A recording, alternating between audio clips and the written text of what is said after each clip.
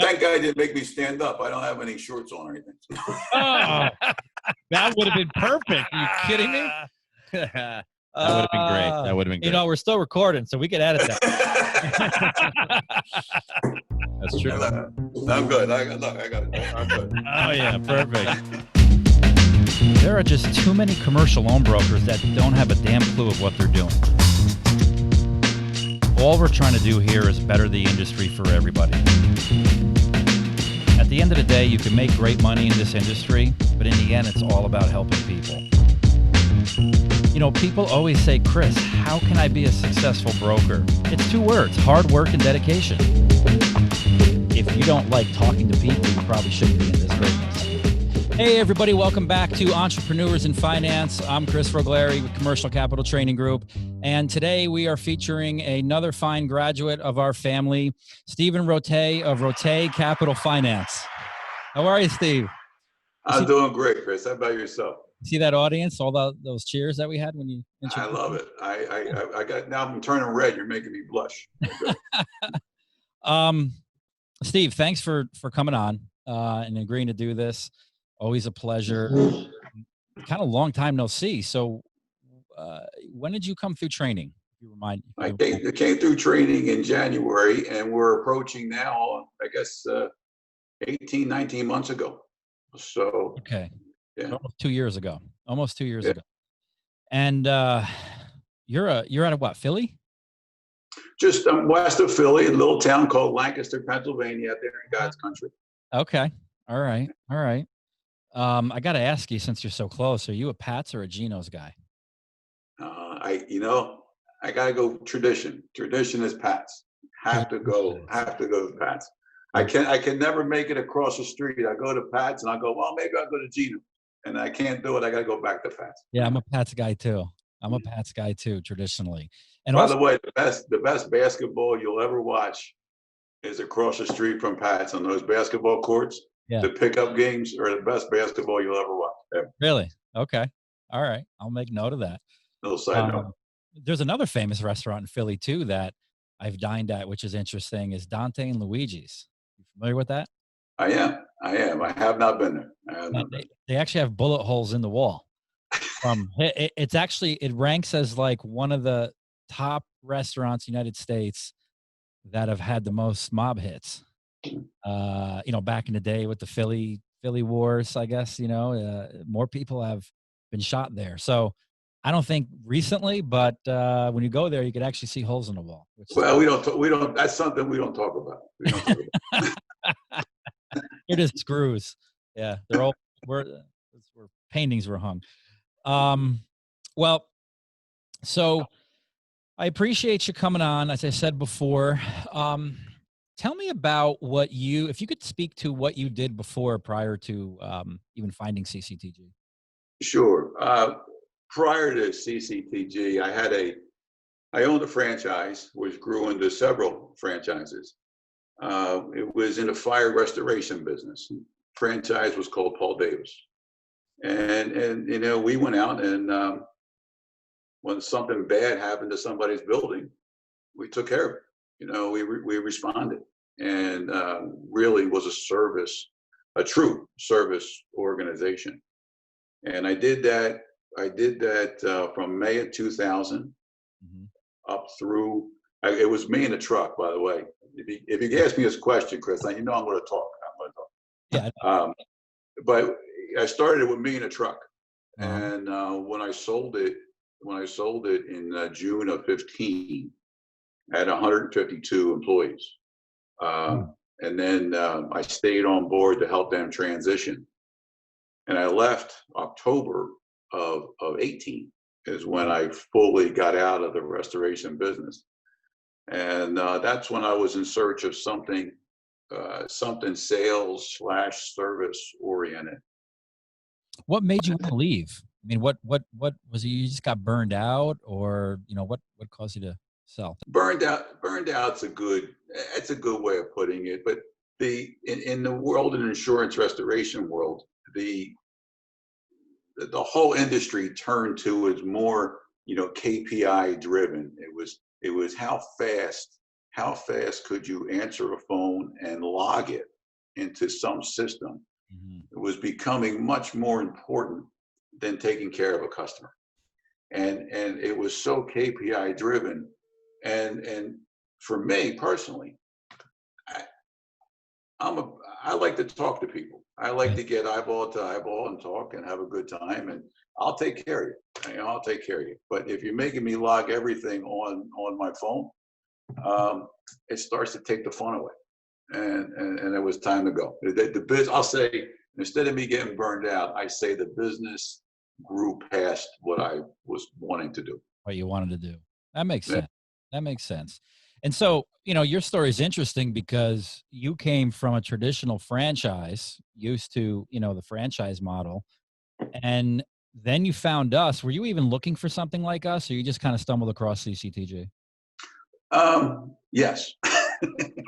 You were actually looking for something like us? Is that? Well, so what I was looking for was, my style is, I do better if I have a train track to run on. Mm-hmm. I will assure you, I won't stay on the tracks. I'll guarantee you, I'm not going to stay on. But I'm much better if I have a path, a track to run on. And so I was looking for a training program, a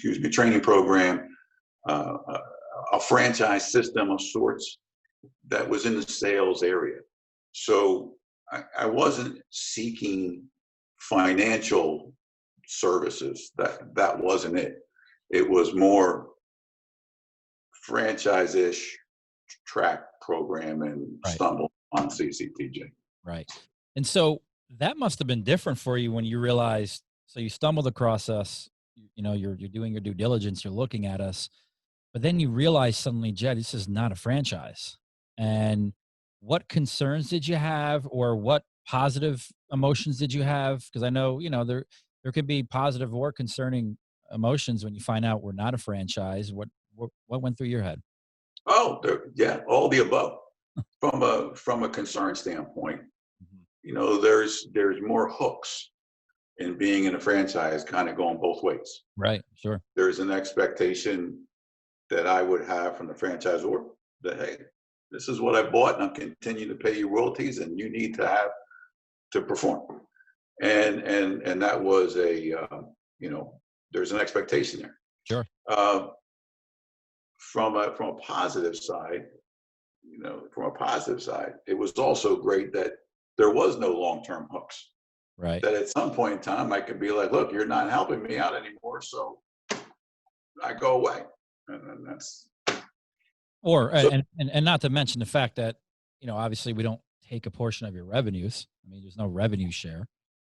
Absolutely. I mean, so that goes back to the other side.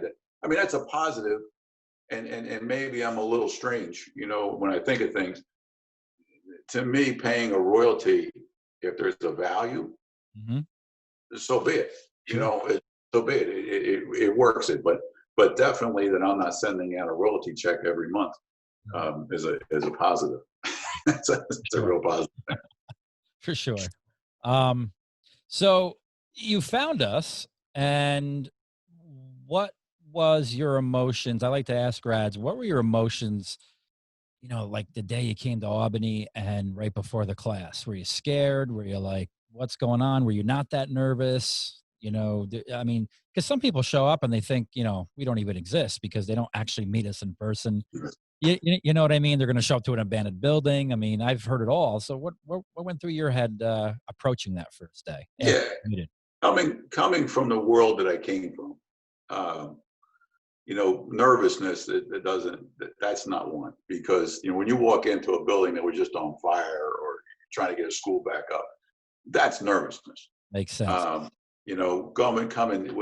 Nerves wasn't it, but what was, there was a lot of mixed feelings.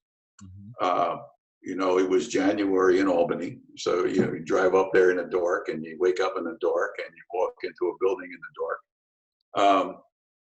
And you're meeting a bunch of new people, but along with that, I was welcomed very easily and nicely by the staff that you have there, and very quickly, we got the book, you came out the first day. We got the book of everything we're going to do, and another book with some marketing information. And I'll say before 9:30, 10 o'clock on the first day, I saw the fire hose getting lined up to have us drink out of for the rest of the week. Right. You know, so yeah, there was a number of emotions, but man, it was well received. I'll put it that way. Yeah. Well, I appreciate that. And so that class that you were in, take me through that week. Did you form friendships? Did you guys party? Sometimes we have some hard party classes. Sometimes not so friendly classes with each other. Tell me about your experience of 7 days hanging out in Albany with a bunch of foreign people. Yeah, no, I think so. I'm trying to think. I think we had a total of maybe 14 or 15 people in the class. Most were couples that were going to run their new business. So let's call it eight offices, something in the neighborhood. I would say, our class was we had a wide variety of people. I'm not doing it justice when I say a wide variety of people and their background and skills. It was awesome. Some people, I tried to stay in touch with, and it never really connected. Mm-hmm. That week, there were a few people that we connected with. After a class, we go get a drink at the bar. We go get something to eat together. We come back, get another drink at the bar. I don't think we really didn't ramp it up like I would probably have liked to, but that was probably a good thing too. But I wound up with two people that I've stayed close with, and the truth of the matter is, over time, when a deal comes up, it's kind of nice to call a peer and say, "Have you heard this?" And we developed some friendships. And if it wasn't for this COVID mess we're in, we would travel and go see each other. Wow. So it turned out to be great. Sometimes my brain thinks I'm still in my 20s, can go out, ramp it up till 2 in the morning, and show up for class the next day, and I'm just happy we didn't do it. Yeah, or at least not often. Those young bucks. I know. I fall into that trap sometimes too. Believe me. It's not what it used to be.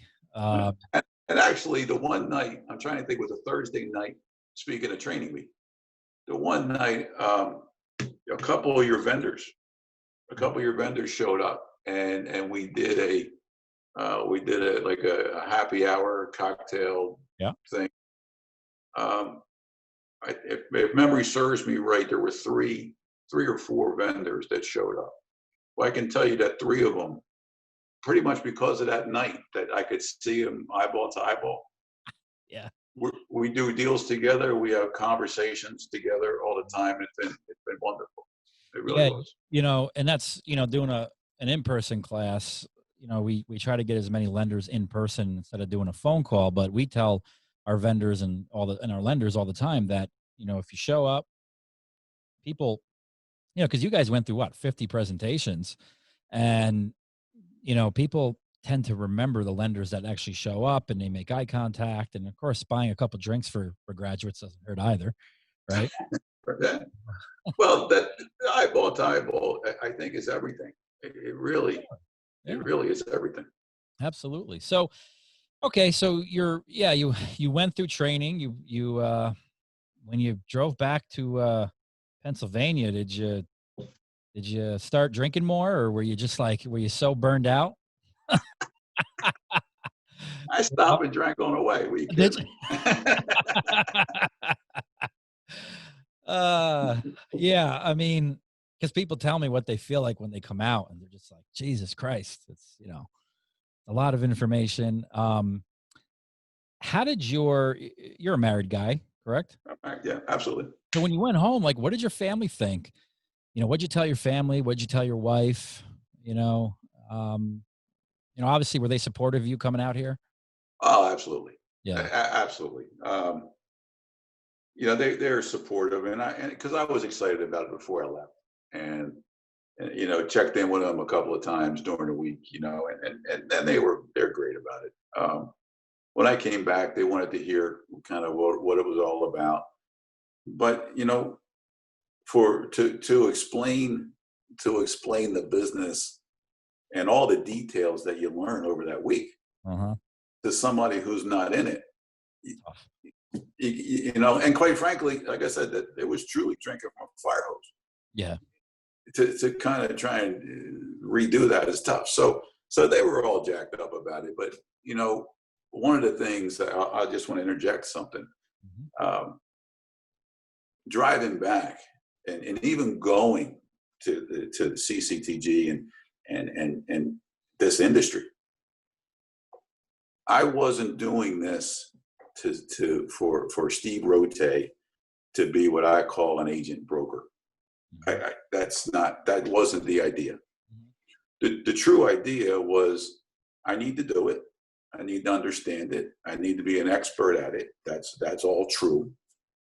But the goal was to add staff, was to grow an organization, to have an organization that it's 6, 8, 10 people.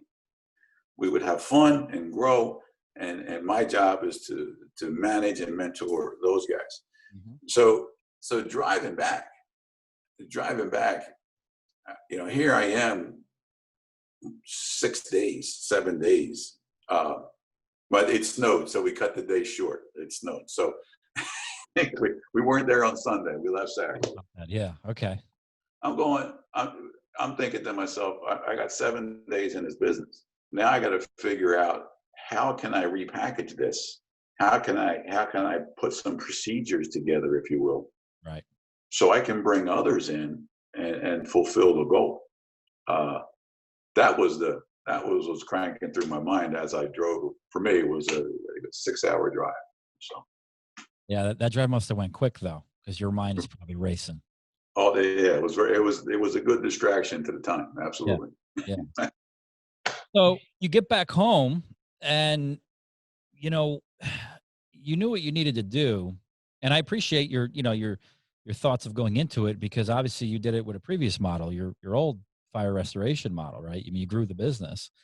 So Right. when you get home, tell me about your first, I don't know, first 8 months. I mean, what product segment did you kind of hone in on, that you gravitate to, and tell me about the first, what I call 8 months out of the gate.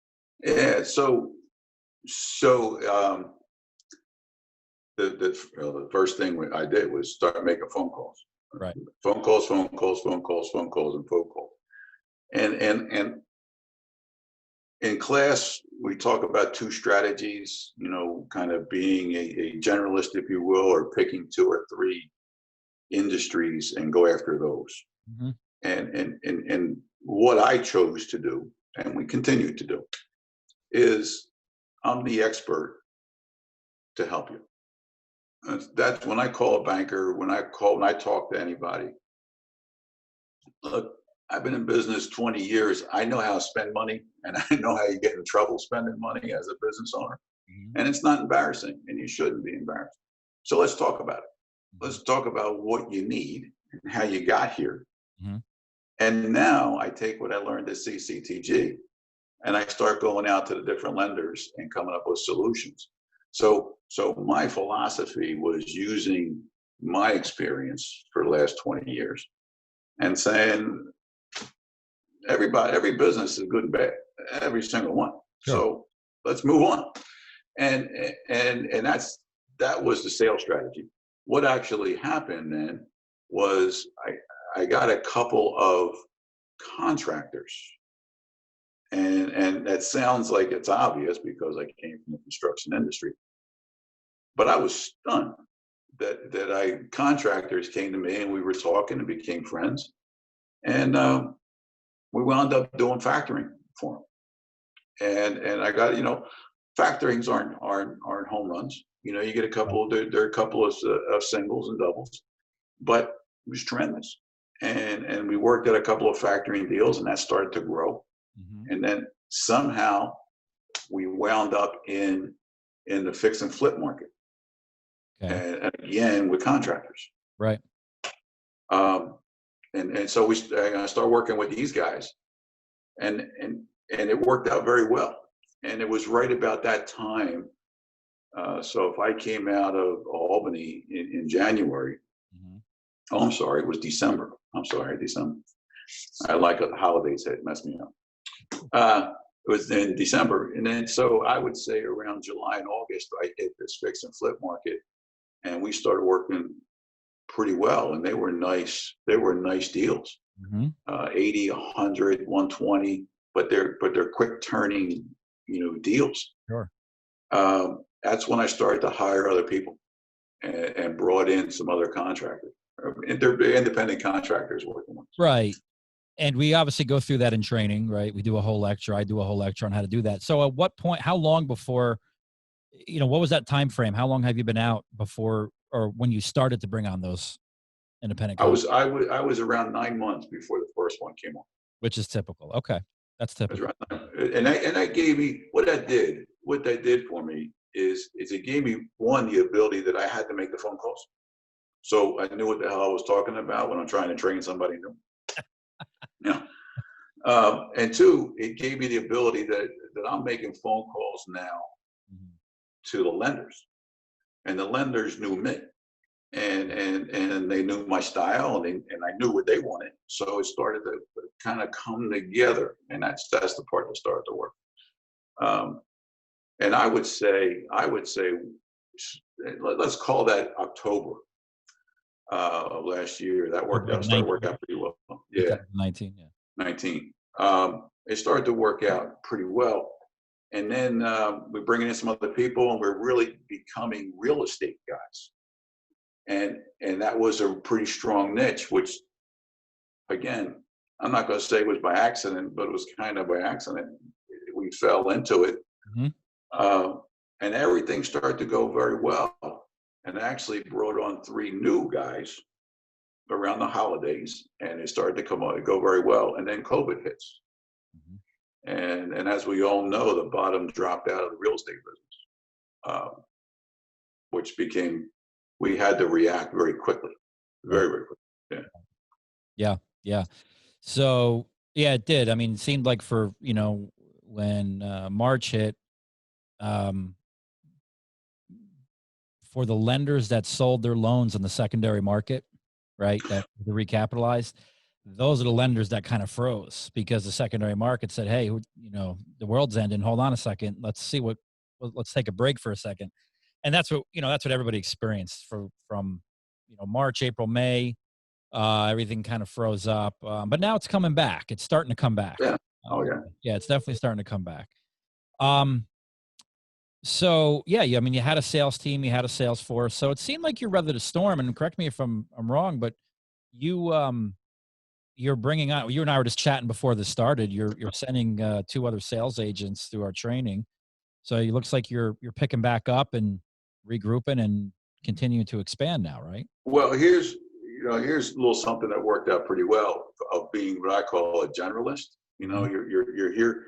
We're truly, we struggle as a company trying to figure out, do we call ourselves consultants or brokers, or we struggle with what's the right term, Mhm. because if we're truly a financing consultant, then it doesn't matter if the real estate market drops out, and you just kind of pivot and you go somewhere else. Right. And what I did was in March, when the real estate froze, especially the residential fix and flip just froze. Um, I called a marketing company and a finance marketing company, and Okay. I said, we're now changing all of our strategy to companies that are either distributors, um, trucking, um, manufacturers. Mhm. We picked 3, and the thought process was, I want to know companies that they all of a sudden their AR is being stretched. Sure. I want to know if they got a boatload of inventory because people's purchase orders got canceled, So we can talk about purchase order financing. We can talk about inventory financing. We can talk about ABLs. And all of a sudden we made that pivot, and it took about 45 days. And then we start getting deals on that side. Right. So, and now real estate's coming back, and our old friends are calling us back up again. It's not as hot as it used to be, but It's starting to come. coming. Yeah. It's coming. Yeah. So that's actually amazing. Meaning it's what you're supposed to do. And it's the reason why people say, gee, do I need to know 50 lenders, or do I need to know all these products? And that's evidence of it, because you never know what's going to happen where you're going to have to pivot. And you, as a seasoned business owner, I mean, I'm sure you had your share of downturns in whatever career you were at the points of downturns, whether it be '08, whether it be 9/11, or even, savings and loan crisis, depending on how old everybody is. But in any event, right, you pivoted though, and which is crucial. And I'm going to also just segue into I'm going to segue into a specific thing. So you, correct me if I'm wrong, but you purchased our platinum package. Is that correct? Absolutely. Yep. Okay. And I'm gonna come back to what we were talking about, but what made you purchase the platinum package? Was there a reason why you chose that package? Oh, absolutely. I have a philosophy, and going into this, it was going to be May and myself and I, and that's it. Mm-hmm. There's only so much time in a day, and so if I could offload the marketing piece, Mm-hmm. especially that stuff, that was huge. That to me, there was not even, when I read the two packages, I think it was 30 seconds before that decision was made. That went over. And the other philosophy I have is people are good at what they do. Right. The finance marketing company is good at what they do. I appreciate that. Let them do it and move on.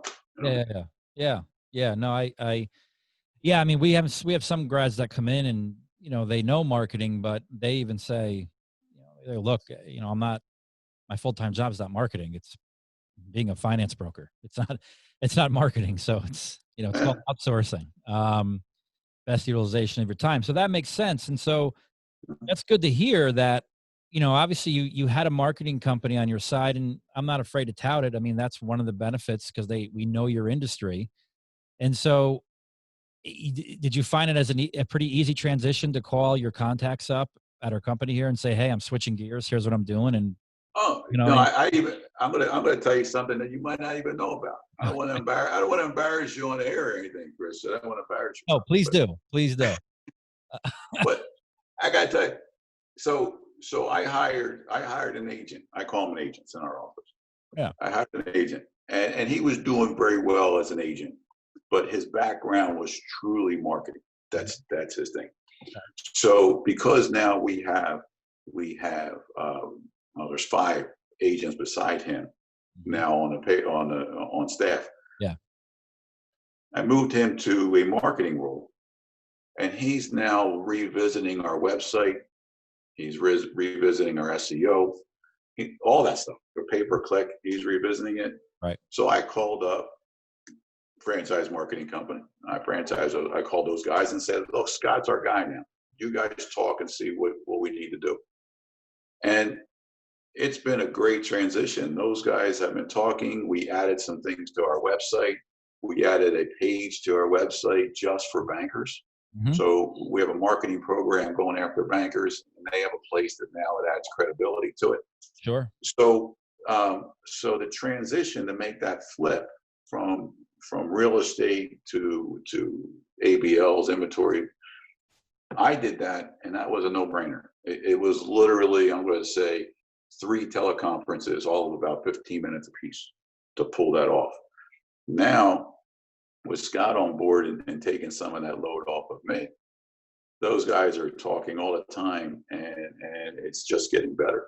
So, yeah, it's like having, it's true. I don't want to blow smoke, but it's truly like having a marketing team on your team. Yeah, on your team. Yeah. I mean, and yeah, my point was, I mean, since we know your business with our marketing company, it's a quick turnaround. I mean, we know when you say, hey, we want to switch gears to purchase order financing, asset-based lending, those guys know what that is. It's not like they're sitting here saying there's crickets and saying, what?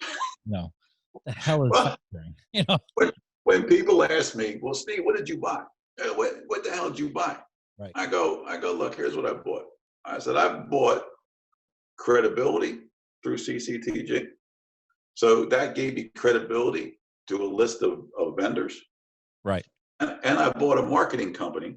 That's how I tell people. I said, I bought a marketing company and I just rebranded it with my name. Right. And they all go, oh, well, that makes sense. Right. Hey, wait, whatever you want to say. We could be whoever you want us to be. We don't care. We really don't care. We really don't care. So yeah, all right. So you shifted gears, which is what we encouraged all graduates. And I said this, viewers that are viewing this are probably tired of me hearing this, but I say this to a lot of grads, that this was the first downturn for our graduates because we started in 2009, right? So the first major event that graduates had to kind of grapple with. We didn't exist in 2008, meaning the training itself. I mean, sure. CCTG didn't exist, and I think most graduates fared well because they pivoted. A lot of them concentrated on PPP, and that was kind of rough for everybody getting that up and running. But I think everybody from the government to the president to, the banks to us, it's, everybody to get on the same page was a struggle for a while because everything kept changing so rapidly. But in the end, a lot of grads were successful with it and did what you did, concentrated on some other things where the need was. So now tell me, I mean, how many people do you have? You said you have 5 or 6 people with you? Okay, so we got 5 agents. Mm-hmm. I got 1 marketing person. One of the agents, he kind of runs the day to day, and I have a full-time administrator on staff. You're not sitting by the pool. No, margaritas. I wish. And I got to tell you a funny story. If we could tell you a quick funny story. Yeah. So when I left the other company, I was in a little bit of a transition, and I was finishing up the other stuff, and knowing I didn't have another job to go to, so I was just sending up some paperwork, etc. So my wife, she went to the gym in the morning, and I hear it's about 10 o'clock. I hear the garage door open up.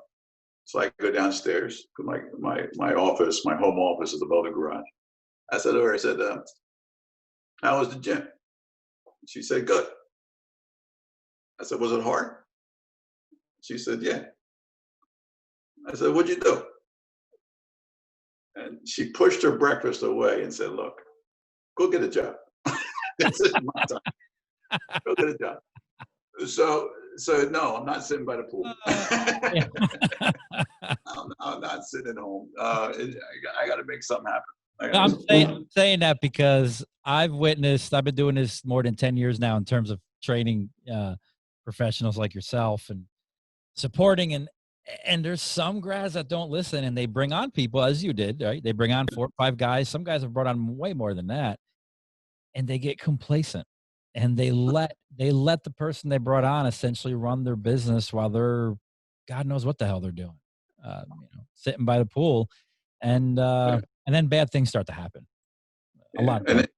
I just had a meeting with the guys, and I just had a meeting. We get together every Monday. I call it a pipeline meeting, and every Monday we get together. What'd you do last week? What's your problems? Blah blah blah. And are they local? Are they local, or are they spread around the country? Right now, they're all within an hour drive. All right. Fair enough. I'm focusing on a region. Got it. So we get together, and then we bring in twice a month. We bring in one of the lenders, and they'll talk for 20 minutes on their product line, and it keeps everybody together. And I let them know, guys, you're independent contractors. My value is to take care of you. So I make sure when I wake up in the morning, this is true. When I wake up in the morning, the thing that I think about is how can I bring value to my agents? What would make them want to stay? Right. And that's it. And are they happy, or are they like, they view you as Steve Rotay the tyrant? I mean, are they happy? Oh, well, I'm sure they call me all kinds of stuff when I'm not around. But no, I gotta tell you, I think they're all great. Well, I just got a recent compliment. One of the guys said, he was a president of a regional bank, who's now works with me. Very good. Yeah. And he said, look, he goes, I've been around this business for a long time. This is fun. You make it fun. You make it. We all got to work. We got to earn. You got to earn somewhere. But we're having fun. And that's it. That's good. That's really awesome to hear. Really awesome to hear. Right. Is your wife happier? I take it because you're, Yeah, because I'm not home. No. She's great. Really, being out of the other business, getting established here, able to really make some roots in the community. We're involved in a whole bunch of community things, charity events and so on. And it's kind of neat to have an organization that's locally based but connected nationally. Yeah, it really helps out. Yeah. That's great. Are you happy you made a decision? I am. Yeah. Yeah. I tell everybody though, Kris, and I think it's kind of funny. You stood up in front of class, I think day one, and you said, this is not a get-rich-quick scheme.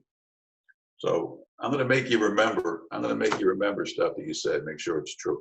Mm-hmm. But you said, "Look, this isn't a get-rich-quick scheme." Yeah. And I'm going, yeah, okay. And then, really, it was like 2 weeks out of the gates. I hit my first deal, and I'm going, "This is easy. It's a no-brainer, man." And then the bottom drops out, and then you got to really work. You really got to work to pull it out. So I tell everybody, look, I'm happy. I'm happy I made the change. I'm happy that I can create my own company with my own culture. That's a wonderful thing. It's kind of what my vision was. It still is. And the fact that it's not easy, believe it or not, it's a good thing. Sure. And it's not easy. It's not quick. You have to work. But when the hits come in, boy, they're a lot of fun. They're good. Yeah. They're fun. Yeah. Yeah. I explain to people,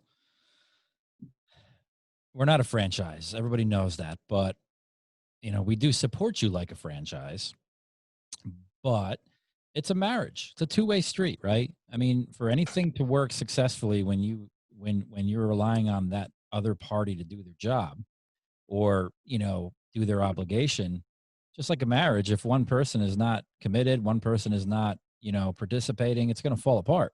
And that's why I say it's a two-way street, right? Yeah. I mean, we can perform at our best 100%, whether it be marketing, whether it be support. But in the end, you got to work too. I mean, it's not a just sit back and collect checks by the pool business. It's you got to work. Hard work and dedication. I say it to the day I die. In any business, whether it's fire restoration, whether it's, finance. Well, it doesn't matter. It doesn't matter.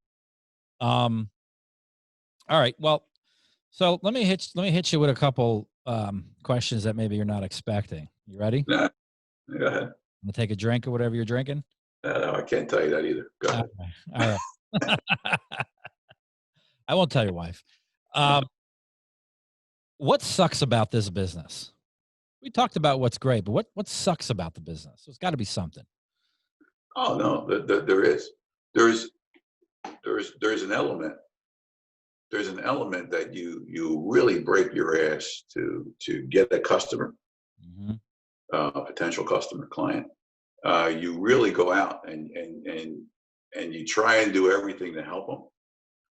And then once you put the package together and you create the story of why they need money and the money they make. Right. And it's worse now with COVID than ever. It's hard to talk to somebody about that story. It's all paper. And it goes to somebody somewhere in some land to get approved. And it may come back yes, it may come back no. And sometimes you don't even know why it's not no. Right. There's that part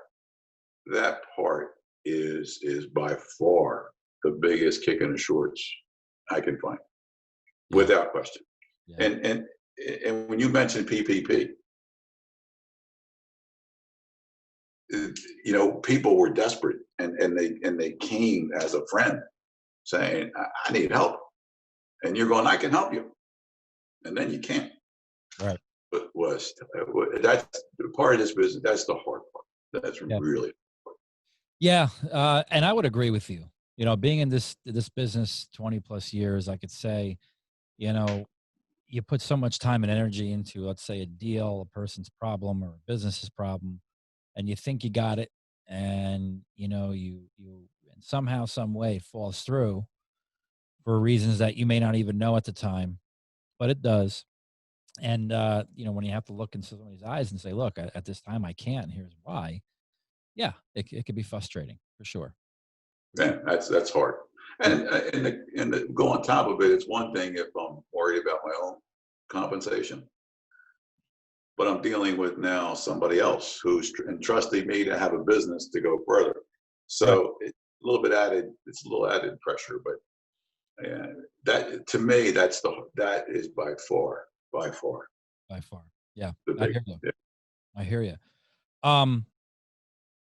If you weren't doing this business, and you know, let's say you sold your fire restoration business, what in the hell do you think you'd be doing? I don't know. I do something. No, you know, cleaning the pool instead of sitting by the pool. You'd be cleaning the pool. No, it's something. But no, I could be a cabana boy or something. But no, you know, the thing that I would be doing definitely is something sales related, sales-ish. Yeah. I'll call it. Okay. Something where it's, you know, I can have a small team and we're able to provide a service for somebody. And the more testosterone you could mix in there, if it was bulldozers or airplanes or tanks or something with testosterone wrapped around it, would make it that much more fun, you know. Okay.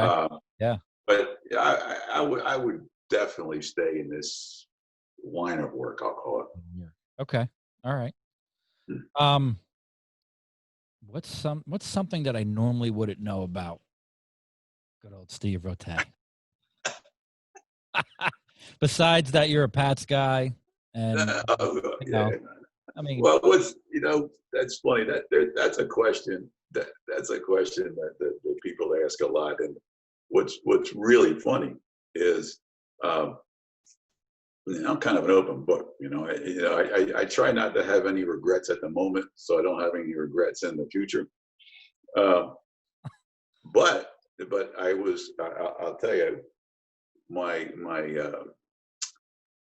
grandparents came from Italy, and when I was in elementary school in a little town called Bridgeport, I went to Roman Catholic elementary school. And so when I went to elementary school, I got in a fight a couple of times, but I got in a fight a couple of times. So the nuns kept me after school. Yeah, did you get hit with the sticks or no?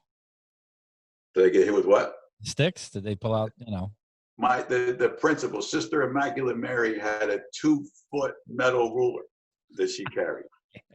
Yes. But so because I was after school every day so much, my grandfather, who was from Italy, told the nuns that he wanted me to play the accordion. So because I was out after school, I had to learn how to play the accordion. Why I sat there at detention. Wow. So, there you go. And let me guess, you're a great accordion player. And it's funny. We recently moved, and I've had the accordion. And when I was in elementary school, the thing was so damn heavy that I had a wagon to drag the thing back and forth to school. I only lived a couple of blocks from the school. So we recently moved, and that accordion was in our attic. Now I'm 56 years old. That was a long time ago. I put the accordion on to see if I could play it. I could barely get the thing on. And when I used it when I was in elementary school. Yeah. So, Wow. That's a cool story. that's my unknown. That's my fact. My fun fact of the day. All right. If you could sit down with any person, dead or alive, and pick their brain for, let's say, over a drink for an hour or two, who would it be for you? One person and I got posters all over the place. Vince Lombardi. Believe it or not, Vince Lombardi. Tough son of a bitch. I mean, tough as nails. But boy, there's a quote. There's a quote that I use a lot, or at least a story about Vince Lombardi. Here he is. He's coaching professional football players, the best of the best, for God's sakes. Green Bay Packers. Every preseason football camp, he'd show up with all these pros, and he'd hold the football up and go, "Gentlemen, this is a football." And he'd start out. That's how you start a preseason camp. You're starting with the basics. Mm-hmm. And I'm one of the greatest coaches of all time. It would be interesting to sit down with a guy who has mastered something like that, right? And keep it to the basics, and how not to get swayed with technology. That this is a football. This is the basics. Yeah. Okay. That would be interesting. And he coached football when football was football. Not like how it is today. What I mean by that is, that's when you could hit people, and they didn't have all these pass protection rules against the quarterback. I mean, the quarterback got it just as good as the running back or the wide receiver. I mean, that's football. That's football. And that's it wasn't back then they didn't own us. They didn't own a day of the week either at that point. But True. Yeah. Oh yeah. Yeah. I'm an old Dolphin guy. I mean, I grew up with. My father loved the old Dolphins. The only undefeated team, the Zonka days, Bob Greasy, Don Shula. And, even though they haven't been right since Dan Marino, but yeah. Another story. I said, sometime off the air, I got a Dan Marino story that's pretty good when he was at University of Pitt. No, you might as well tell me now. Tell me now. Come on. It'd be on there. I play high school ball, and I wound up getting recruited in Division II. My very good friend was recruited Division I. We were both offensive linemen, and went out to the University of Pitt, and went out one night, and went to a party that Dan was there, and that he was a very popular guy with the ladies. Let me tell you, he was very popular. Dan, yeah. Good old Dan. Yeah. Well, are you affiliate? You're a Eagles guy? No, I haven't been. I haven't been an Eagles guy since Vermeil left. Yeah. All right. When Vermeil left, I really thought a lot of pride left the team, and I will say that the last 2 years, they got their character back. In my opinion, they got their character back. They got their whatever holds them together seems to be gelling again. Right. But because all of my relatives, all of my in-laws, I should say, are from the New York metro area, so I got tickets to the Giants, so I became a Giants fan. Okay. And they've been stinking up the place anyway. So there's nothing wrong with that. Well, now we approach the segment where is there anything you want to ask myself? Personal, business, wacky, nothing's off the table. I'm an open book. Now's your chance. I'll be kind. I think unless I think it's something I'll become. But what's funny? We were talking about me and life and so on. It doesn't have to be in the finance industry. It doesn't have to be. But if you were to look back on life, your life, Mm-hmm. is there one person, a couple of people at moments in time that changed the trajectory of Kris? Wow, that's a great question. That's a great question. Has there been somebody that changed my trajectory? Yes, there was a few people.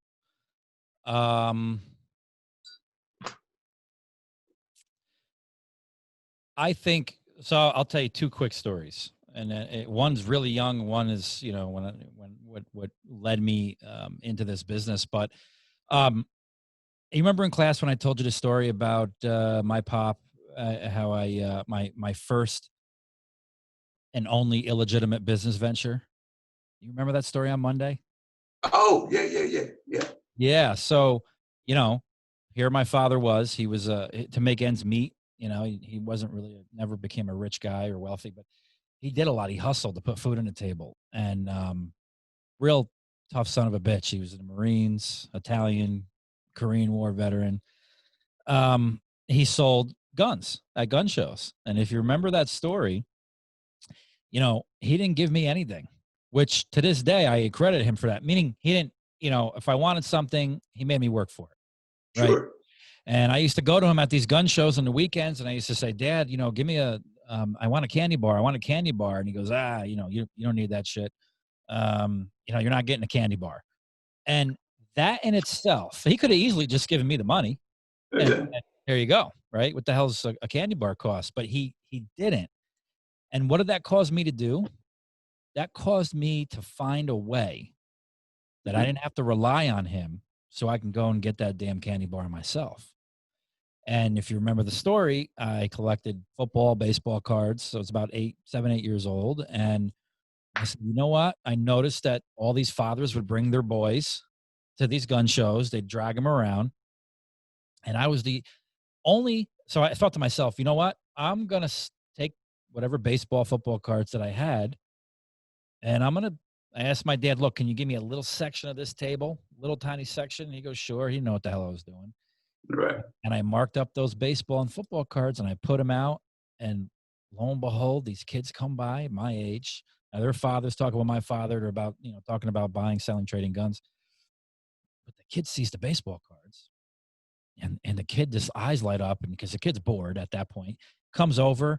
We start talking, and then guess what the kid does? He goes back to the father, totes on him, and says, hey, give me 50 cents, give me $1, give me whatever, a couple bucks. And just to get the kid out of his hair, Yeah.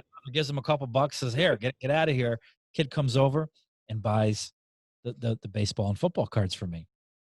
And so, and then I went to my father and I said, hey, the hell with you? I came back with the candy bar, So, and I said, that's my first and only illegitimate business venture, but that exposed me to the world of entrepreneurship, right?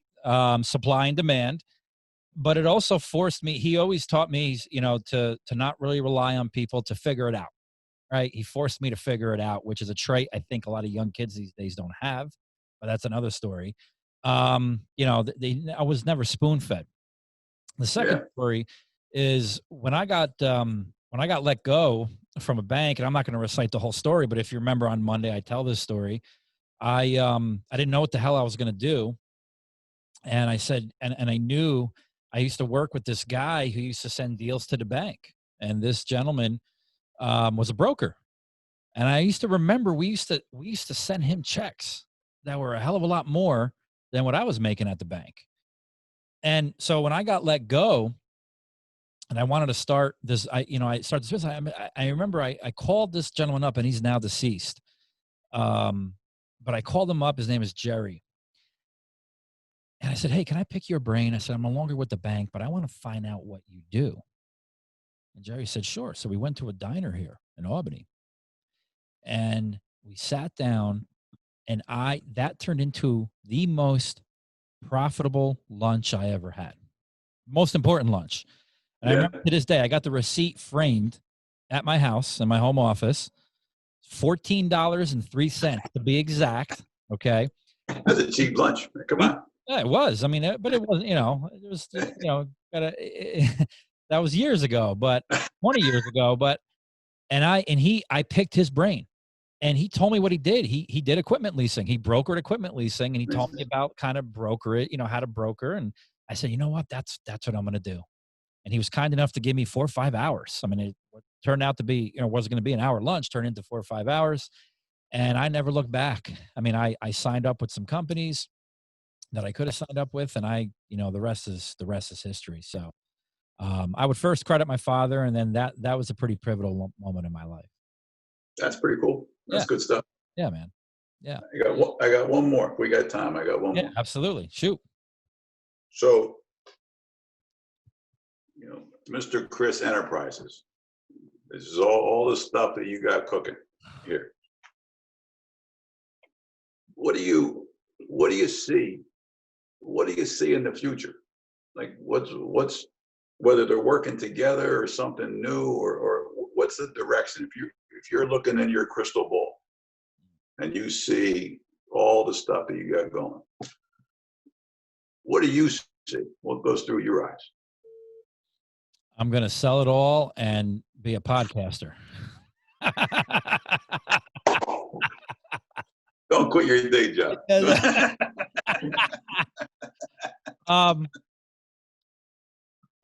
That's a fair question. I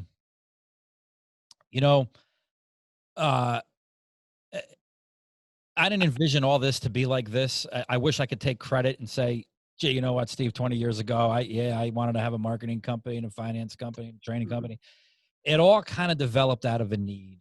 And where a lot of my time has been spent lately is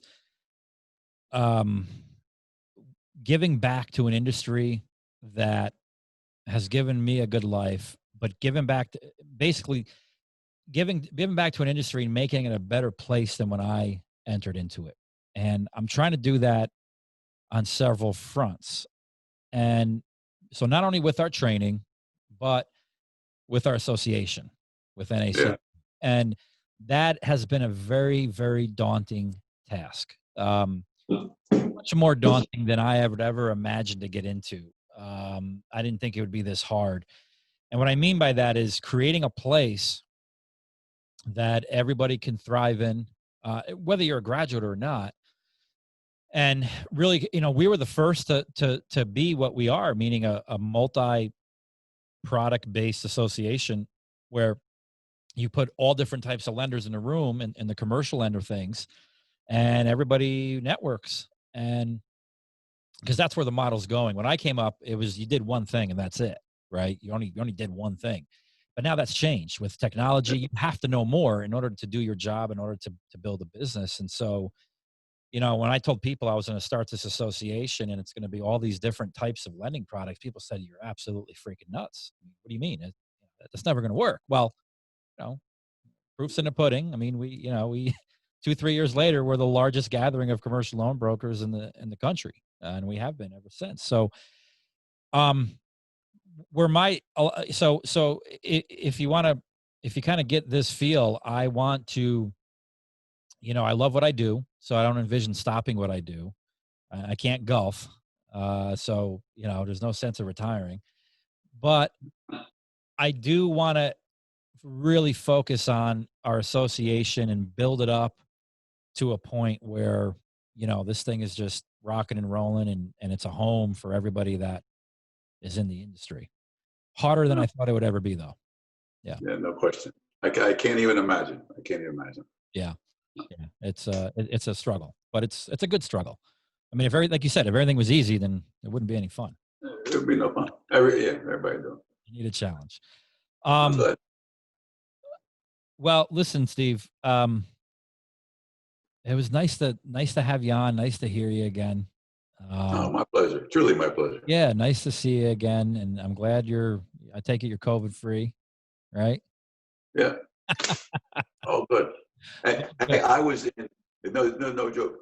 I was in Venice for Carnival this year, and they were closing Venice while I was still there. Wow. So you made it extra some time. I think we brought it to the U.S., quite frankly. We got off the plane, and it was unbelievable. And people were going crazy. I'm going, I have no idea what you're doing. I just enjoyed the week in Venice. It's beautiful. Yeah. Meanwhile, you came back, you had the sniffles, and you thought it was just a common cold. That's all good. Yeah, I didn't give a shit. Well, that's awesome. Yeah, Steve, always a pleasure. I remember when you were here. It was great having you here. Great talking to you, and great seeing you again. And hopefully we could reconnect again at some point. You come stop up and see our new office. You're in. Oh, you can count it. Once I can start being mobile, I'll be up. No problem. All right. Thank you, Kris. Absolutely. Well, all right, guys, that does it for this episode of Entrepreneurs in Finance. We'll catch you on the next one. Thank you. There are just too many commercial loan brokers that don't have a damn clue of what they're doing. All we're trying to do here is better the industry for everybody. At the end of the day, you can make great money in this industry, but in the end, it's all about helping people. You know, people always say, Kris, how can I be a successful broker? It's two words, hard work and dedication. If you don't like talking to people, you probably shouldn't be in this business.